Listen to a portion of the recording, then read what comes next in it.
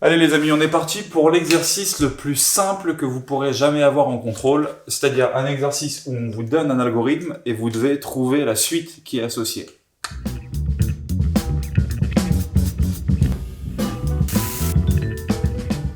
Alors, on vous donne un petit algorithme qui commence par une définition, v égale moins 2, un for in range, une expression de v, retourne v, et on vous demande de préciser l'expression de la suite. Donc, là, dans les exercices comme ça, il y a deux choses qui doivent vous attirer les yeux.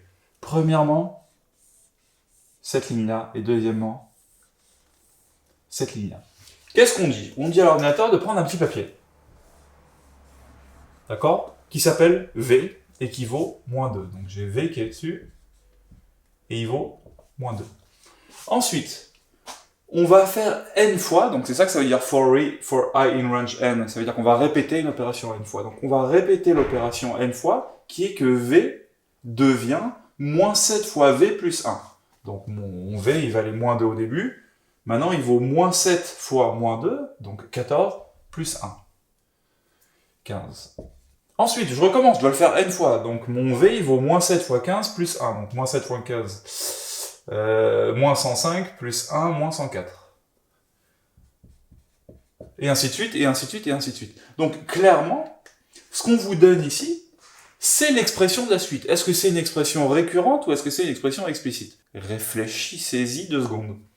Si c'était une expression récurrente, on aurait un en fonction de u. Si c'était une expression explicite, on aurait directement un en fonction de n. Est-ce que vous avez l'impression que ça ressemble plutôt à du un en fonction de u ou à du un en fonction de n? Eh bien, évidemment, ça ressemble plutôt à du un en fonction de u, vu qu'on a la même lettre ici et ici.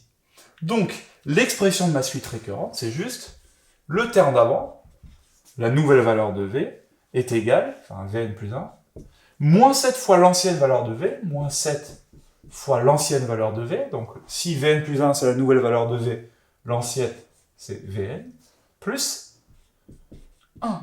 Et qu'est-ce qui manque? Vu qu'on est dans une expression récurrente, il manque le premier terme. Ben, le premier terme, c'est la première valeur qui a été donnée de v, v égale moins 2. Et hop, j'ai l'expression de la suite. Il y a vraiment une chance sur deux pour qu'en contrôle, ce que vous ayez besoin de faire, ce ne soit pas plus compliqué que ça. C'est-à-dire de regarder un algorithme et de donner directement l'expression de la suite qui est associée, éventuellement de le faire tourner 1 ou 2 fois. Allez, à vous de jouer, on vous en a mis en dessous, notamment avec des exercices où il faut que vous fassiez tourner l'algorithme.